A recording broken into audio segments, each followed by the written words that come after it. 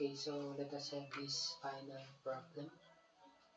The footing size is given 2.4 by 2.4, the depth is 300. So fortunately, the column is concentric to the footing. So wala tayong offset distance. The loads are also given, pero meron tayong mga moments.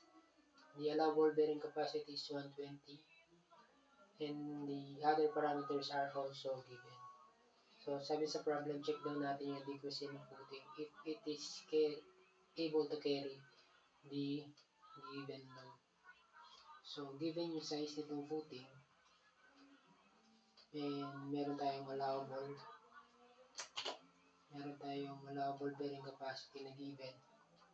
So therefore, analysis lang tayo. QA must be greater than or equal to the gross. So yun lang. Meron na tayo nito, given yung size ng footing, which is 2.4 by 2.4. So meron tayong mako-compute na gross. Comparison lang. Okay. So our case is dead load plus live load only. So P is equal to PD plus PL. M is equal to MD plus ML. So 130. Ito naman 70.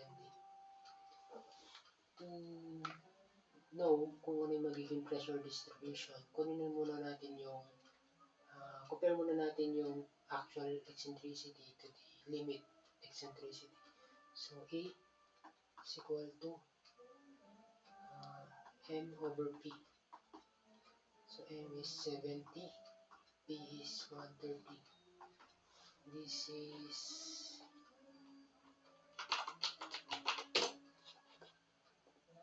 0.54 meter. Next, so our limit for triangular pressure is 1 over 6 times L, 2.4. So this is 0.04. Comparing this to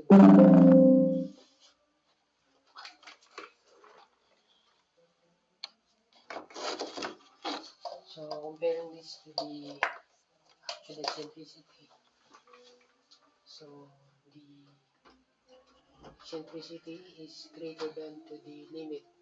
Therefore, triangular pressure distribution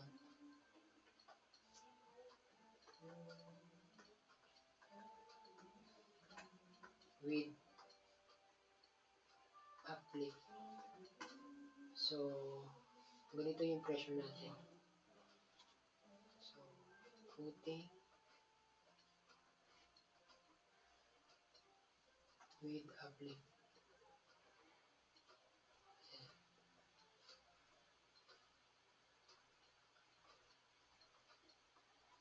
So, ganyan yung pressure distribution natin. In sizing, supposedly, hindi ideal yung ganyang pressure distribution because malaking tendency na mag-tilt yung footing natin. Lalong-lalo na sa given na loads are dead load and live load. Anyway, yan yung given na loadings. Continue lang natin i-analyze. So, to get the pressure here, kasi kailangan natin yung makuha yung pressure dito. I-set natin to as Q net. And this will be the maximum pressure. Then mamaya, i-add na lang natin yung soil pressure tsaka footing pressure to this para makuha natin yung gross maximum pressure. Okay, so the equivalent loading of the original loading, which is ito. So, lagay natin yung P dito. So, P is equal to, I think, 130. And then the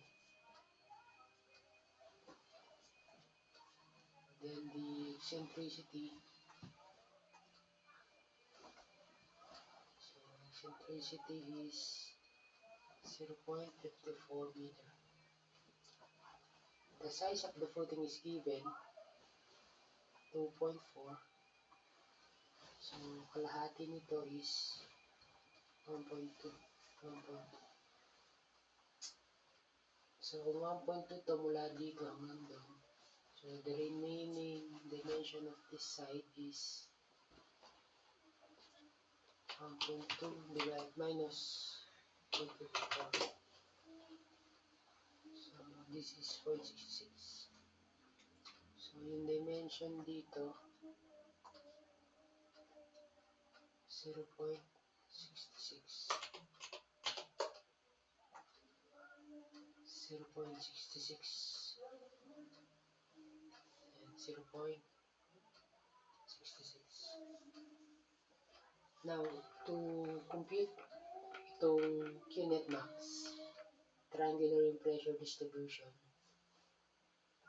So, yung magiging resultant ng pressure distribution dito, para maging equilibrium, must be aligned to the value of P or to the location of P. So, yan. Dapat align para maging equilibrium. And also, obviously, dapat opposite in direction, the same in value. So, let's say this is R. The value of R must be aligned, opposite in direction, and the same in value. So, P is equal to R. Ito yung condition. Kapag triangular pressure distribution with uplift, dito sa side na to, ito yung uplift area. So, yun na yung kailangan yung tandaan na condition pag ganyan yung pressure distribution.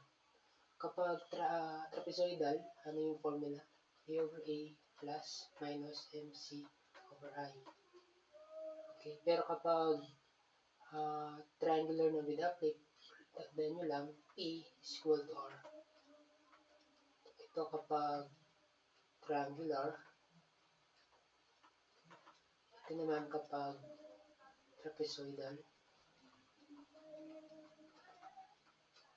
Obviously, pag uniform, P over A. Ganun lang siya. So, the value of P is, pinipin natin, 130. This is equal to, ano yung value ni R? From the pressure distribution. So, R is equal to 1/2, kalahati nito, times Q net max multiplied by itong size nito. Anong size nito?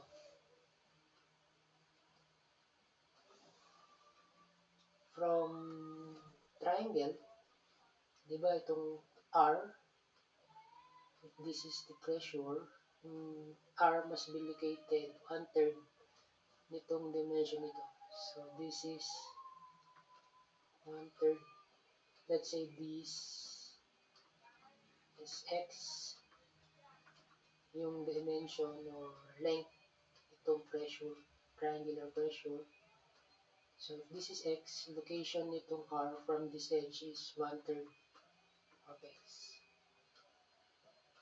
From the dimension above, alam na natin itong value ni X, 1/3 X, kasi ito, this is 0.66.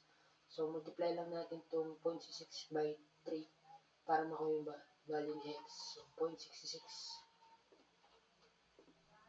times 3. So, 2.0 almost. Gawin na natin 2.0. So, X is equal to 2.0 meter.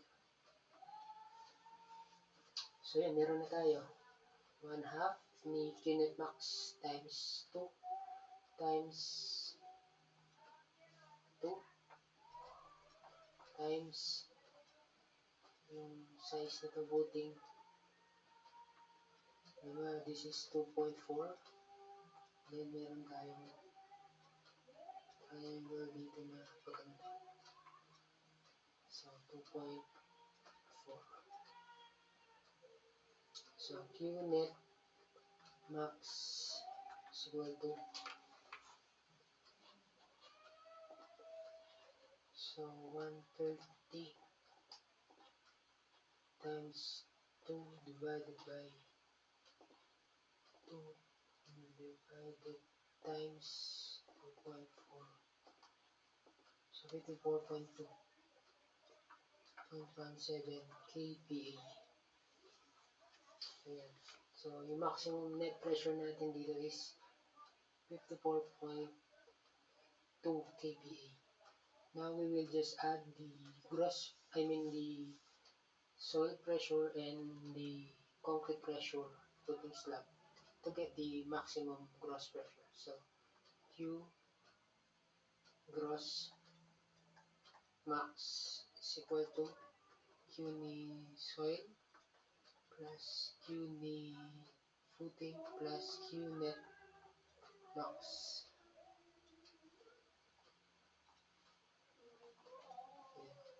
So Q gross max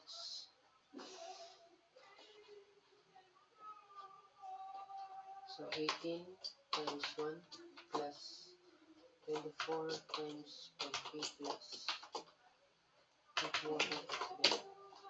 So the value is 79.37 kPa. Comparing this to the allowable, which is 120 yata eh. 120 ba? 120. This is less than allowable. So therefore, okay tayo in terms of bearing capacity, pero in terms of stability, okay, in terms of bearing pressure,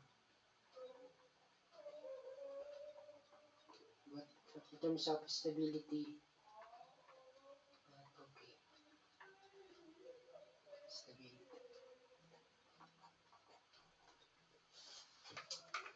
So,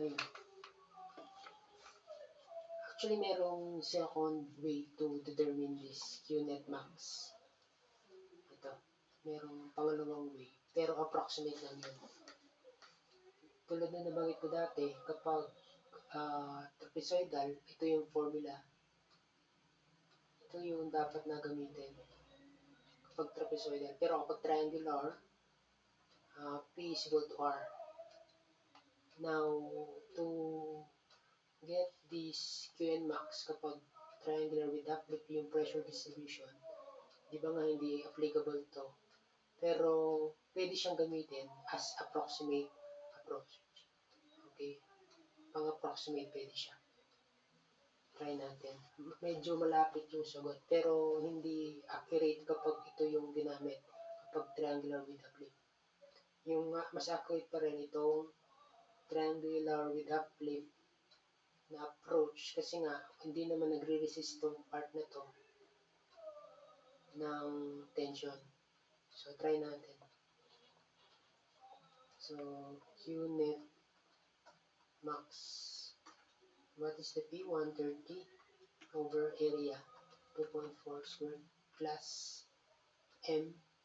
I think 70 times 2.4 divided by 2 over 1 over 12 base is 2.4 plus 4. Kunin natin. So, 130 divided by 2.4 plus 70 times 2.4 divided by 2 over 1 over 12 times 2.4 raised to 4.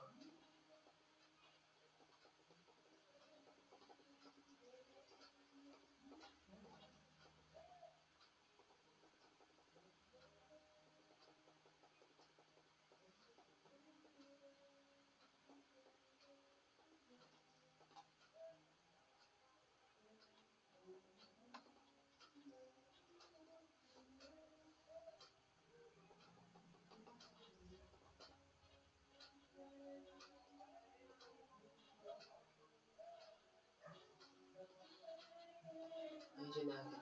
So, 130 divided by 2.4 squared plus 70 times 1.2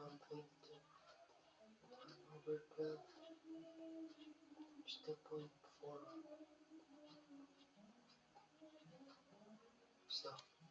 So 52.95 kVA. Compare this to the previous solution natin, which is yung mga mas exact na almost equal siya sa exact value na 54.17 kVA. Pansin nyo, halos pareho lang. Halos pareho yan kapag yung triangle natin, kapag malit lang yung working moment or malit lang yung uplift base area. For example, ito yung lumalabas na pressure distribution. Yung uplift base area dito is malit lang. So, kapag gumamit tayo ng exact approach, na this is 54, so yung lumalabas yung lalabas kapag yung gamit natin yung MC over I, so halos ganyan din, pero meron siyang resistance ng tension. So ganito naman, ayan, ganyan siya. Nagiging significant na yung difference kapag lumalaki itong part na to ng uplift. Okay, pag lumalaki itong part ng uplift base, so lumalaki ng difference. Dito niyan, dahil malit pa to, halos dito lang yung difference lang nila. So yung lalabas dito is tulad ng kanina nga 53. Ito, 53 compared kay 54. Okay, so yun yung technique.